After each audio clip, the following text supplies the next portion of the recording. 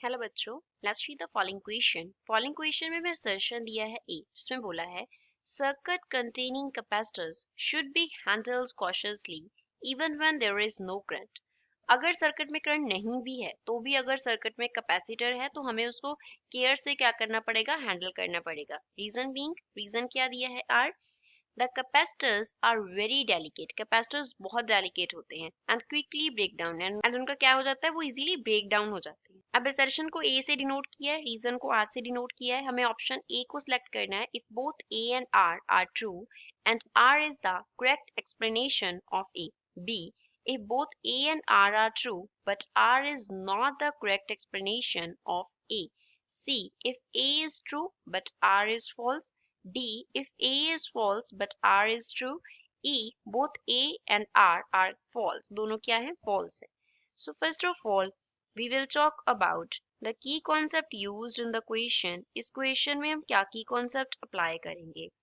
We will apply the concept कि capacitors जो हैं वो क्या करते हैं, चार्ज को स्टोर करते हैं।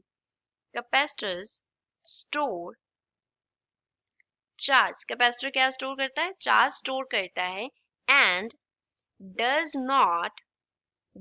नॉट डिस्चार्ज, एंड डिस्चार्ज नहीं होता बाय इटसेल्फ, अपने आप, बाय इटसेल्फ।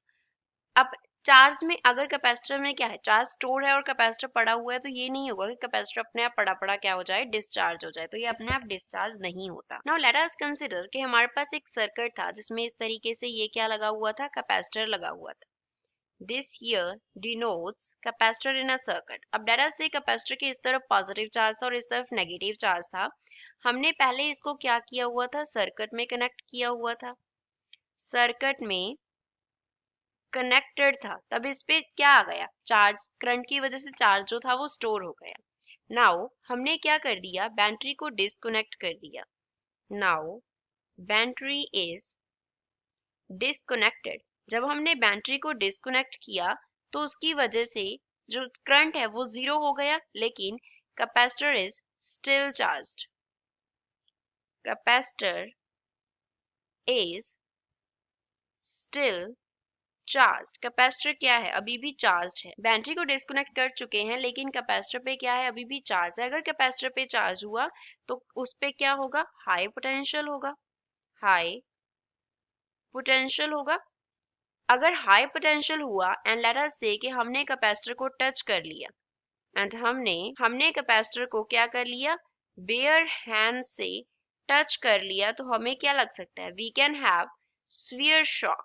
हमें वहां पे डेंजर शॉक जो है वो क्या करना पड़ सकता है, फेस करना पड़ सकता है। तो इसकी वजह से अगर कोई सर्किट हो, सर्किट कंटेनिंग